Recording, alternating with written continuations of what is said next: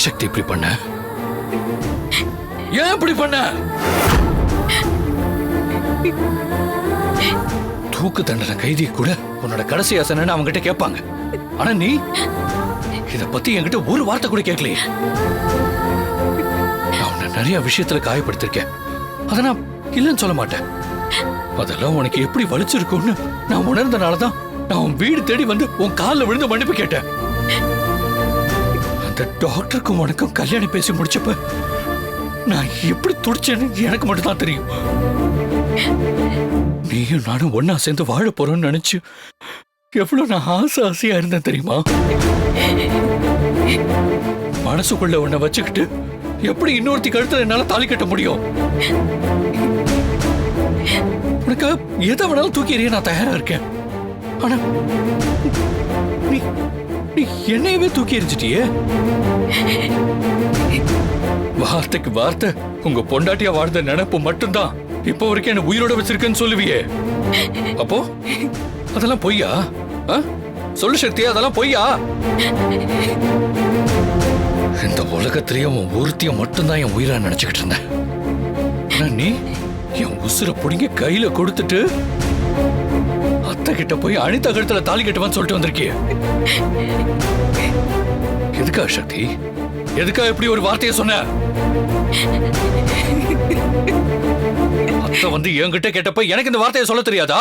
அப்படி சொல்லக்கூடாதுன்னு தானே நான் முடியவே முடியாதுன்னு சொன்னேன். ஆனா நீ என்னன்னா என் மனசு சுக்குநூறா உடச்சிட்டிய சக்தி. ஒருத்தங்க இந்த உலகத்துல எதை வேணாலும் விட்டு கொடுப்பாங்க. ஆனா நீ உன் வாழ்க்கையை விட்டு கொடுத்துட்டு இருக்கியே. எதுக்காக இப்படி பண்ண சக்தி? எனக்கு இப்பவே தெரிஞ்சாகணும். பதில் சொல்லு.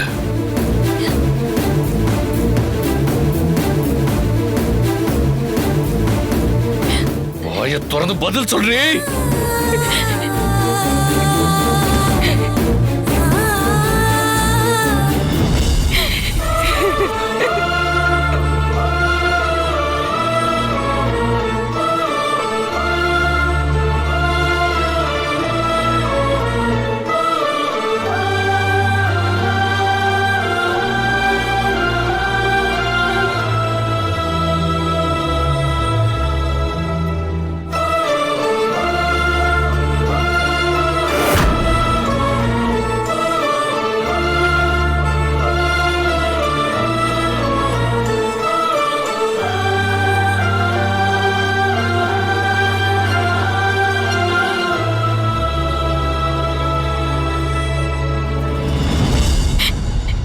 சக்தி, இங்க பாரு சக்தி, இங்க பாரு சக்தி, என்ன பாரு, என்ன பாரு.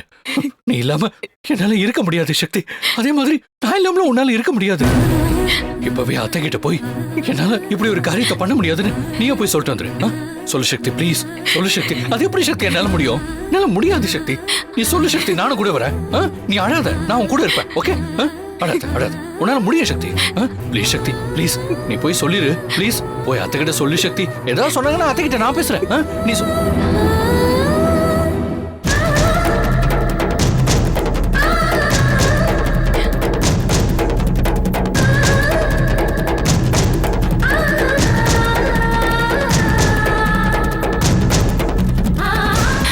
தயவு செஞ்சு என்ன மன்னிச்சிருங்க சிவா சார். என்னால அதை பண்ண முடியாது. நான் உங்க மேல உயிரையே வச்சிருக்கேன். ஆனா நான் ருத்ரா அம்மாவை என்னோட சீதா அம்மாவா தான் பாக்குறேன். இது வரைக்கும் பிரிச்சு பார்த்ததே இல்ல. அவங்க என்கிட்ட வந்து கையெடுத்து கும்பிட்டு கெஞ்சு மடிப்பிச்ச கேட்கும் போது என்னால என்ன சார் பண்ண முடியும்? மக தாய் கிட்ட கெஞ்சலாம், ஆனா எந்த தாயும் மக கிட்ட கெஞ்ச கூடாது சார். பெத்த பாசமா இல்ல நம்மளோட காதலான வரும்போது நம்ம காதலை விட பெத்த பாசம் தான் சார் எனக்கு ரொம்ப முக்கியமா போச்சு. இது வரைக்கும் நான் உங்ககிட்ட எனக்காக அது வேணும் இது வேணும்னு எதுவுமே கேட்டதில்ல. நான் முதல் முறையா உங்ககிட்ட ஒண்ணு கேக்குறேன். நீங்களும் நானும் வாழ்ந்த வாழ்க்கை உண்மைனா, நம்ம உறவுக்கு நீங்க இன்னும் மரியாதை கொடுக்கறீங்கன்னா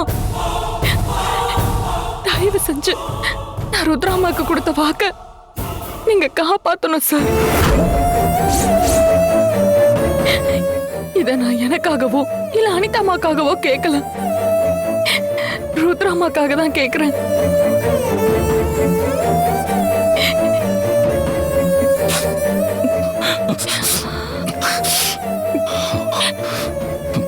உங்களை கையெடுத்து கும்பிட்டு கெஞ்சி கேட்டுக்கிறேன், தயவு செஞ்சு முடியாதுன்னு மட்டும் சொல்லிடாதீங்க.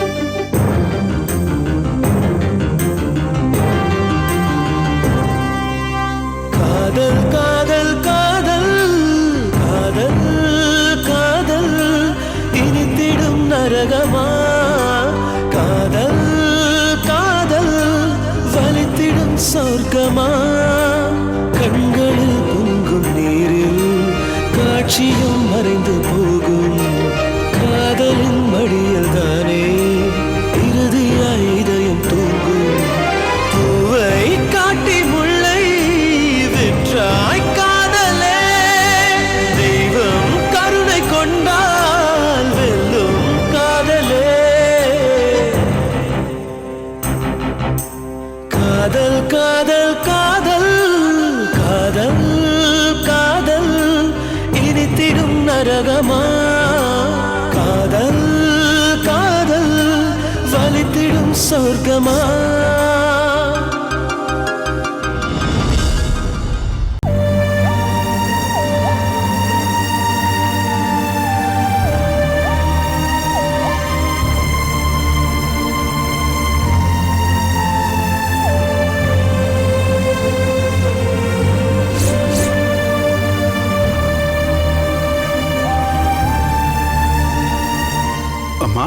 வாங்க கணேசன்.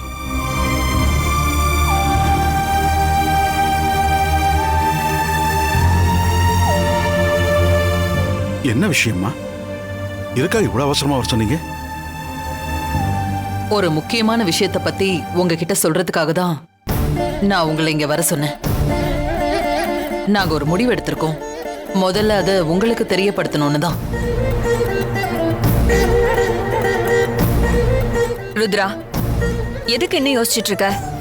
நடக்கிறப்போ எல்லாருக்கும் தெரிஞ்சுதானே ஆகணும். வெட்டு ஒண்ணு துண்டு ரெண்டுங்கிற மாதிரி எல்லாரும் முன்னாடி போட்டு உடைச்சிரு.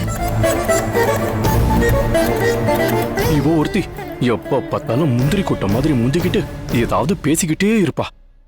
சிவாவுக்கும் சக்திக்கும் கல்யாணம் நடக்க போகுதுன்னு நீங்க ஒரு கனவோட இருப்பீங்க. முதல்ல நீங்க என்ன மன்னிச்சிருங்க. ஐயோம்மா, என்னாச்சுமா? எதுக்காக நீங்க போய் பெரிய பெரிய வார்த்தையெல்லாம் பேசுறீங்க? மன்னிப்பு கேட்கற அளவுக்கு நீங்க எந்த தப்பும் பண்ணலையேம்மா. கல்யாணம் நடக்கதான் போகுது. மாப்பிள்ள சிவா தான். ஆனா நீங்க நினைக்கிற மாதிரி கல்யாண பொண்ணு சக்தி இல்ல.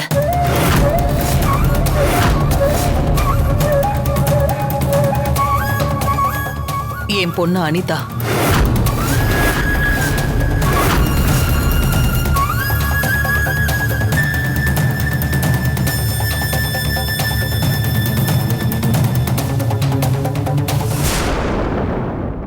என்னம்மா சொல்றீங்க? கணேசன், கொஞ்சம் பொறுமையா நிதானமா இருங்க.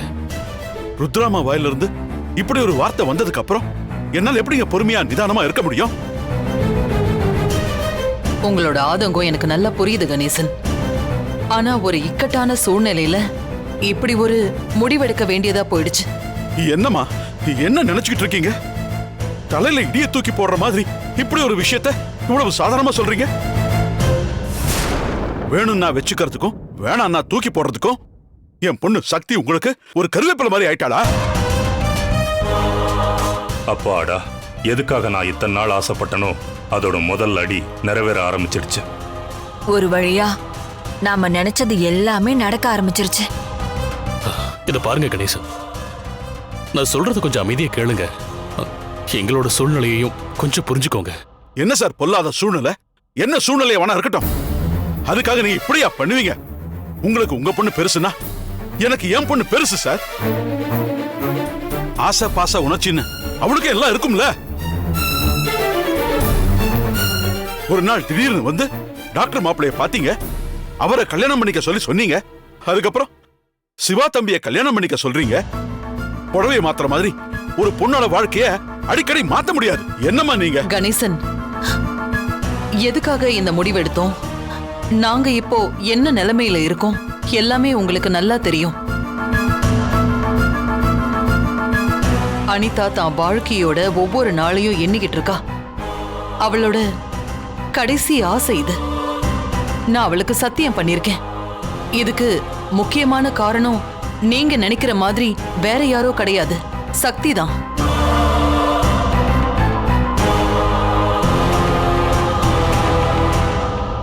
கொஞ்ச நாளைக்கு அவளோட வாழ்க்கைய சக்தி விட்டு கொடுத்திருக்கான்னு தான் நான் நினைக்கிறேன்.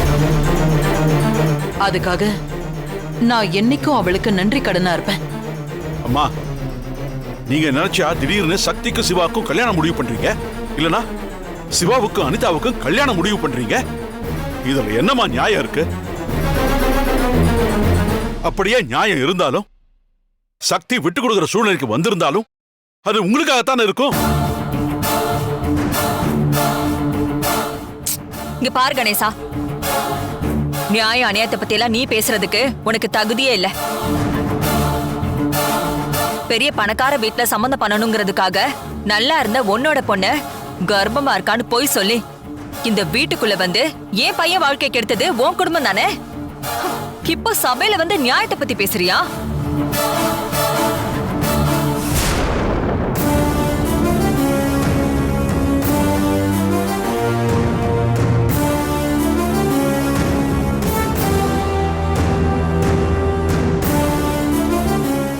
நீ ஒருத்தி பண்ண தப்புனால என் பொண்ணோட வாழ்க்கைய நாசமா போச்சு.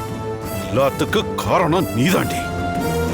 பெத்த பொண்ணு வாழ்க்கைய பத்தி யோசிக்காம அந்த சக்திக்காக வரைஞ்சு கட்டிக்கிட்டு சண்டை போடுறியே, இதத்தானே நான் என் பொண்ணுக்காக செஞ்சேன்.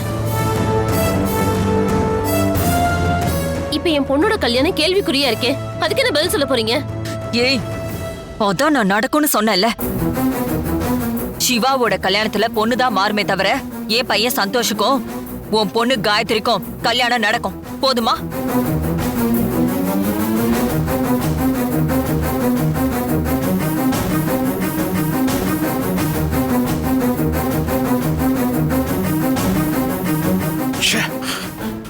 வாமா. கணேசன், கணேசன்,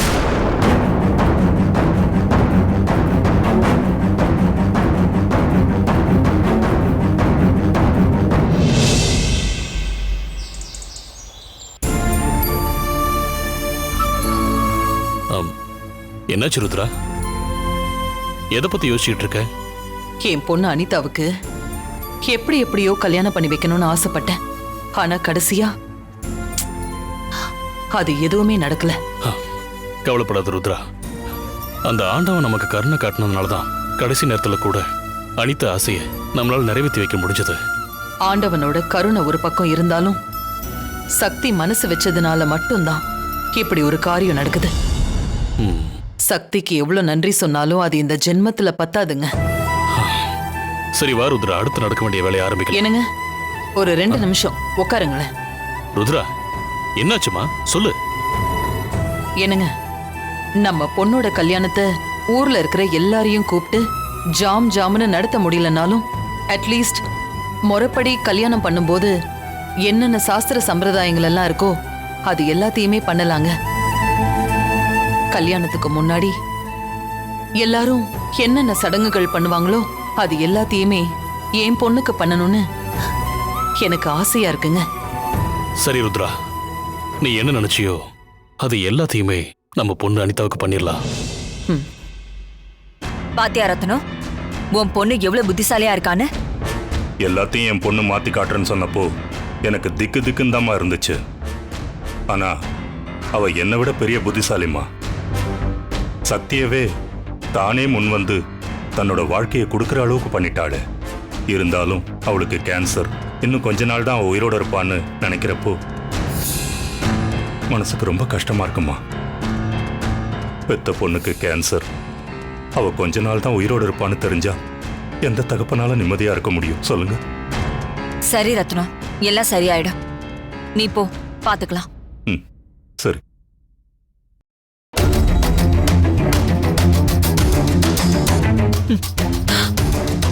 நீ நிம்மதியா இருக்க கூடாதுங்கிற ஒரே காரணத்துக்காக தான் உன் பொண்ணுக்கு கேன்சர் இல்லைங்கிற உண்மைய இப்ப வரைக்கும் நான் உங்ககிட்ட சொல்லல. இதை இப்படியே கொஞ்ச நாள் மெயின்டைன் பண்ண வேண்டியதான்.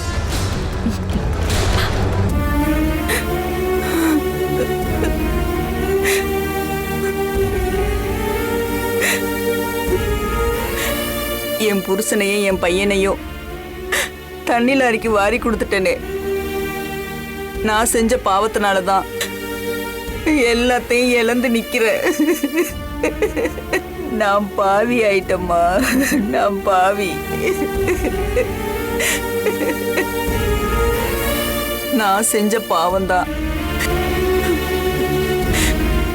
என்கிட்டேருந்து என் புருஷனையும் புள்ளையையும் பிரிச்சிருச்சு. நான் ருத்ராமாவுக்கும் சீதாமாவுக்கும் பண்ண துரோகம் எல்லா உண்மையும் எனக்கு தெரிஞ்சிருந்தோம் நான் அவங்க கிட்ட சொல்லல. பெத்த தாயையும் புள்ளையையும் பிரிச்சதுனாலதான் அந்த ஆண்டவன் இன்னைக்கு இந்த நிலைமைக்கு ஆளாக்கிட்டான்.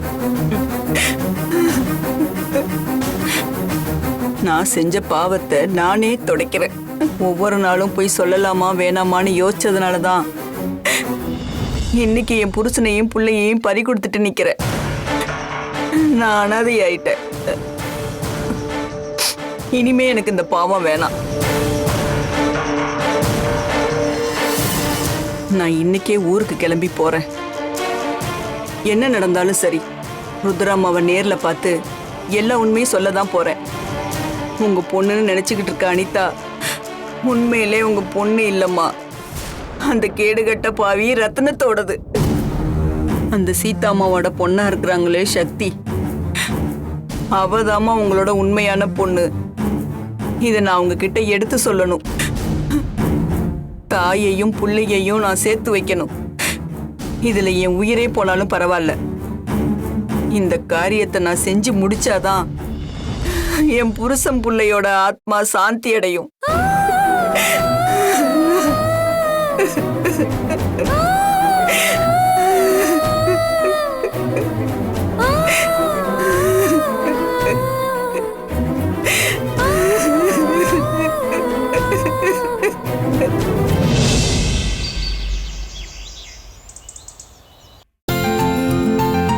அண்ணன் சொல்லுமா. கல்யாணத்துக்கு நேர்ல போய் எல்லாரையும் பார்த்து கூப்பிடுற அளவுக்கு இப்போதைக்கு நமக்கு டைம் இல்ல. ஆனா சிவாவுக்கும் அனிதாவுக்கும் கல்யாணங்கிறத நாம எல்லாருக்கும் தெரியப்படுத்தணும். கரெக்டா சொன்ன ருத்ரா. நானும் இதை யோசிச்சுக்கிட்டே இருந்தேன், அதுக்குள்ள நீயே சொல்லிட்ட. ருத்ரா, பேசாம நம்ம ஒண்ணு பண்ணலாம். டைம் இல்லாததுனால ஒரு இன்விடேஷன் ரெடி பண்ணி எல்லாருக்கும் வாட்ஸ்அப்ல அனுப்பிடலாம். முக்கியமானவங்களுக்கு மட்டும் ஃபோன் போட்டு வர சொல்லலாம். முடிஞ்சா நாமளே நேர்ல போய் இன்வைட் பண்ணிடலாம். என்ன மணி, நான் சொல்றது கரெக்ட் தானே? எனக்கு இது சரின்னு தான் தோணுது. இல்லனா இதுவே காரணமா வச்சு நம்ம சொந்தக்காரங்க பிரச்சனை பண்ணாலும் பண்ணுவாங்க. அதுவும் முக்கியமா இந்துவோட சொந்தக்காரங்க எல்லாம் எப்படா பிரச்சனை பண்ணலான்னு காத்துக்கிட்டு இருக்காங்க. என்ன சொன்னீங்க? ஒண்ணு இல்லம்மா, சும்மா சும்மா சும்மா சொன்னேன்.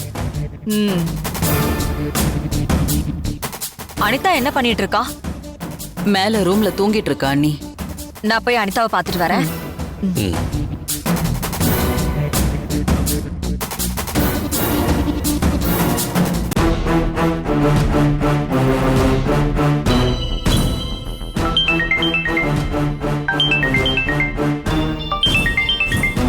எதுக்கு இந்து ஃபோன் பண்றாங்க?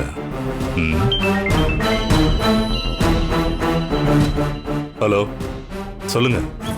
ரத்னம், கொஞ்சம் ரெடி ஆகு. ஒரு முக்கியமான வேலையா நம்ம கொஞ்சம் வெளியில போனோம். எங்க போகணும்? அது போகும்போதே சொல்றேன். இப்ப நான் அனிதாவை பார்க்க ரூமுக்கு போயிட்டு இருக்கேன். அவளை பார்த்து பேசிட்டு அதுக்கப்புறமா வரேன். சரிங்கம்மா. ஓகே.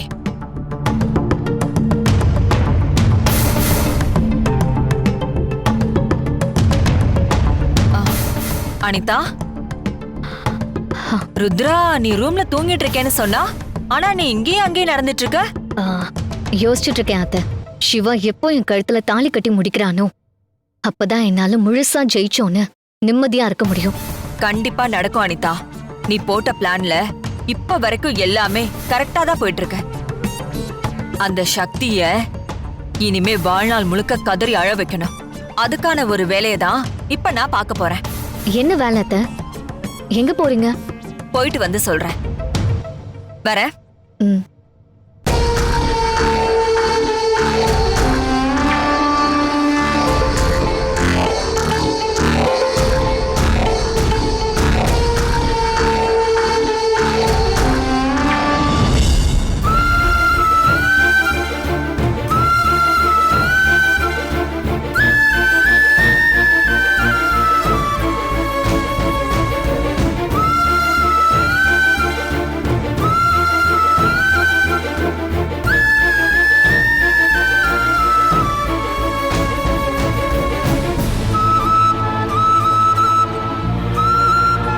எனக்காகவும் என் பொண்ணு அனிதாவுக்காகவும்